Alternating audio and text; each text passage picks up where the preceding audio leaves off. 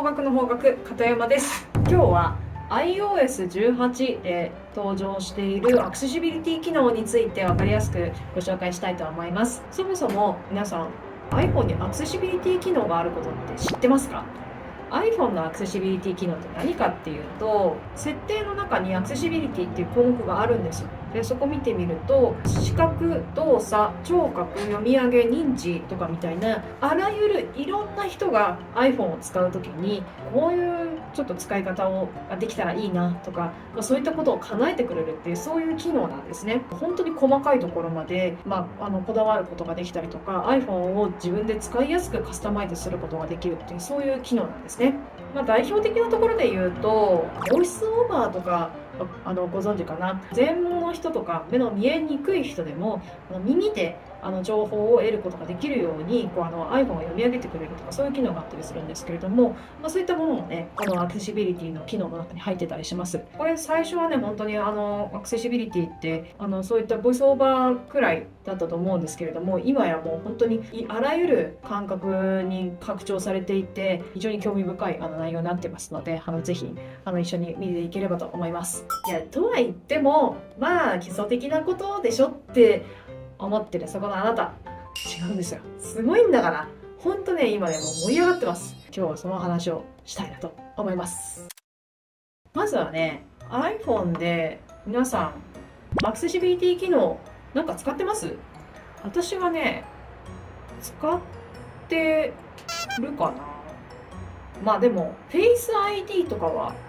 アクセシビリティの機能の一つなのかな。一応ね、このアクセシビリティの項目の中に Face ID があるんで、やっぱね、いちいちパスキーとか打たなくても顔でね、認証してくれるのって、やっぱり使いやすくなる一つの要素でもありますよね。あとはね、Siri とか。Siri もありますよね。Siri はね、やっぱりHey Siri って言えば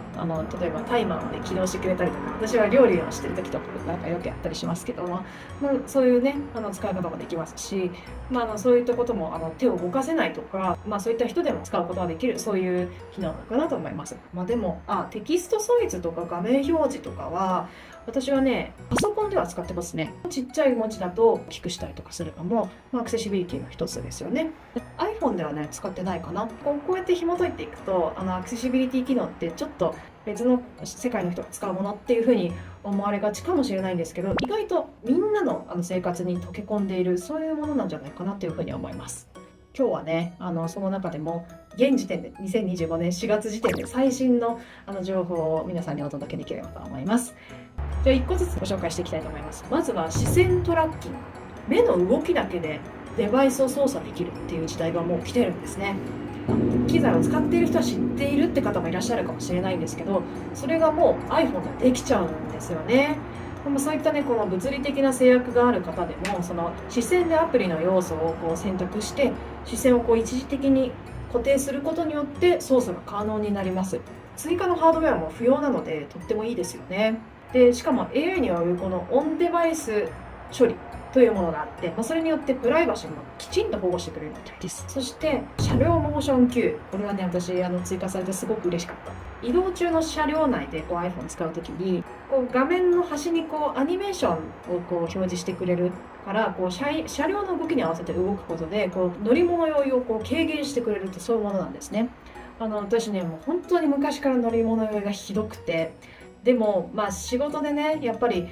例えばバスとかに乗ってる時に仕事でメール返さなきゃいけないとかってあったりするんですけど、もうできないんです。寝てるか外見てるかじゃないと私ダメで、その乗り物酔いをしやすい人でもiPhone を使えるようになるっていう、そういうものです。私みたいにただただ乗り物酔いがしんどいっていう人も使える機能ですし、例えば車両に乗ることが多い方、そういった方でも iPhone を気軽に使えることができるようになる、そういった機能になります。あとはね、聴覚、そして音声のサポートがすごく増えました。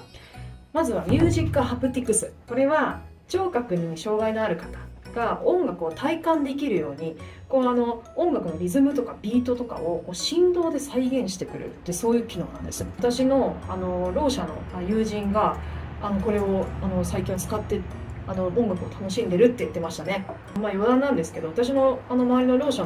の友人もですね、そういった振動、このビートが好きっていうろう者は結構いて、クラブイベントに行ったりとかして、その床の振動を楽しんだりとかするとか、クラブ行くの好きとか、なんかそういうろう者結構いて、私たちその聞こえる人にとっては、行くのっていうそういう感じだと思うんですけど、実際そうやって楽しんでる人って結構いるんで、これはね、地味に需要が高いのではないかと私は見越しています。で、あとはね、ボーカルショートカット。これは、ユーザーがそのカスタム音声を登録して、その音声で特定の操作ができるようになるっていう、そういった機能です。例えばですけど、パッって言ったらなんかカメラが起動するとか、この音とかこの音声っていうのでそれがトリガーになって何か機能をスタートしてくれるっていう、そういったものなんですね。発語に特徴のある人とか、あとは一定の音声だけ発せられる人とかっていう人でも iPhone を使うことができるって、これも夢みたいな、本当にそういう機能ですよね。なので発音が一般的でなくても使えるっていうのがポイントと言われています。あとは、非定型的な発話の認識、漢字が多くて難しい。私には難しいんですけど、定型的でない話し方、少し不明瞭言われる、話し方とか、あとはゆっくりとか、そういう人でも聞き取って認識できるようにするっていう、そういう機能です。具体的にはスムーズにねお話しするんじゃなくても、あとは一語一語が聞き取りづらくてもAI がそれを学習してくれて、でその人特有の発話のスタイルに合わせてその認識の精度を高めてくれるって、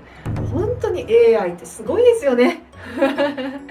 もうね、 AI なしではもういられないっていう、そういう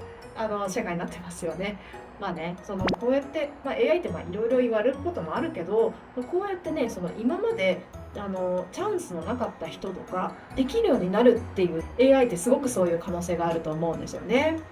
自分は明瞭に話すことが難しいから音声入力は難しいかなっていうふうに思っていた方でも、今後は使えるようになっているということなんですね。あとはね、ボイスオーバーが大幅に強化されたんです。例えばライブ認識、これは iPhone のカメラと AI がこの周りのこのシーンとかテキストをリアルタイムで検出して読み上げてくれるって、そういう機能なんですね。あとは新しい音声とカスタマイズ機能、これは新しい音声が追加されて、でユーザーの好みに合わせてこの音声のピッチとか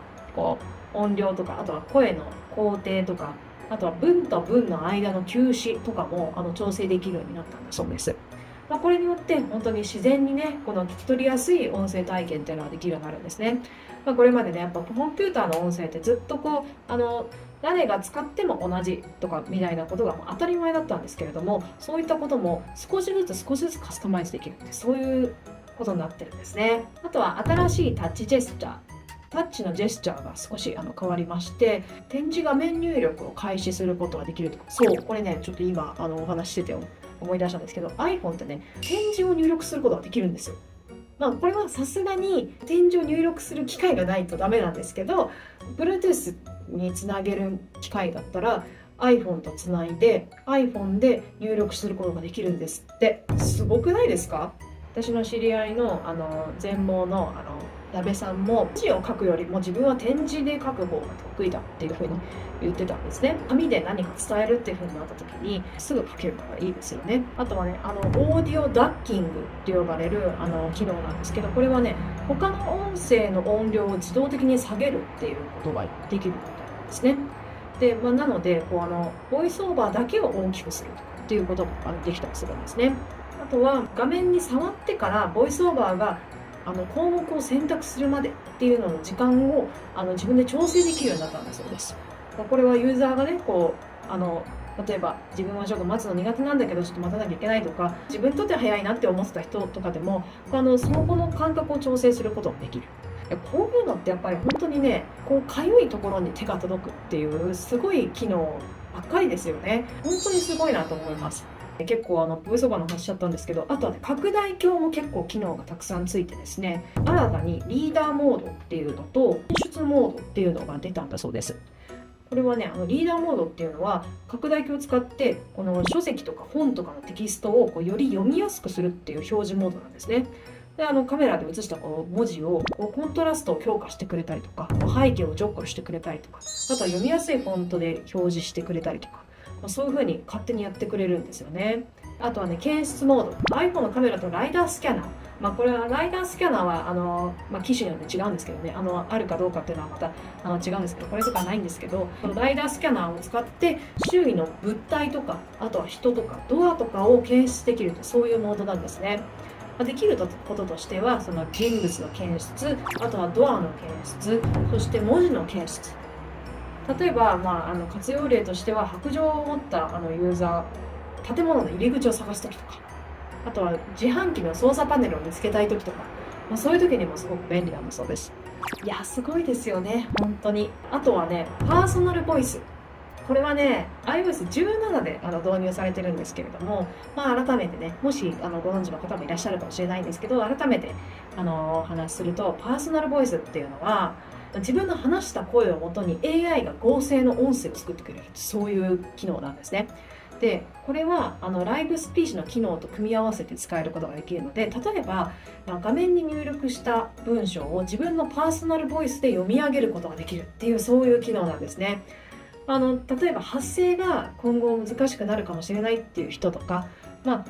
そういう人にとっては今のうちに自分の声を保存しておいて、将来もそのテキストでこう入力した文章を自分の声で発声することができるっていう、そういうものなんですね。でこれはね、1日ぐらいでできちゃうもので、新しいパーソナルボイスを作成を選択してからこの、20分ぐらいかけてこう音声を録音するんですね。でそれがね、もう数時間か 1日ぐらいでそれを元に AI が解析してくれて自分の声を生成してくれるんです。ライブスピーチをオンにすれば、そのキーボード入力でパーソナルボイスが話してくれるようになるっていう、そういうものなんです。ただね、これはね、iOS18 で項目ではね出てくるんだけど、これは今ね、英語と中国語しか対応してないんです。iOS18 のアップデートでは中国語が対応したそうなんですけれど、日本語はね、まだなんですよ。いや、日本語もね、ぜひ対応してほしいですよね。本当にいろんな言語で対応してほしいなと思います。いや、こんなね、なんか、いろいろ、ご紹介しましたけども、こんな夢みたいな、そんな機能がたくさん今追加されていって、私たちはなんか、アクセシビリティって項目はあれど、標準の機能しかないのかなっていうふうに思われる方も多いと思うんですけどもね、今はすごくこんなにいろいろとね使えるようになってるんですね。まだまだね日本語対応していない機能もたくさんあるんですけれども、とはいえね日本語対応きっとしてくれるんじゃないかなっていうふうに思うので、今後も iPhone には期待したいなっていうふうに思います。こんなアクセシビリティ機能使ってますよとか、こんな使い方してますとかみたいなこともしあれば、ぜひコメント欄で教えてください。あとは、チャンネル登録、グッドボタンもぜひよろしくお願いします。じゃあまたお会いしましょう。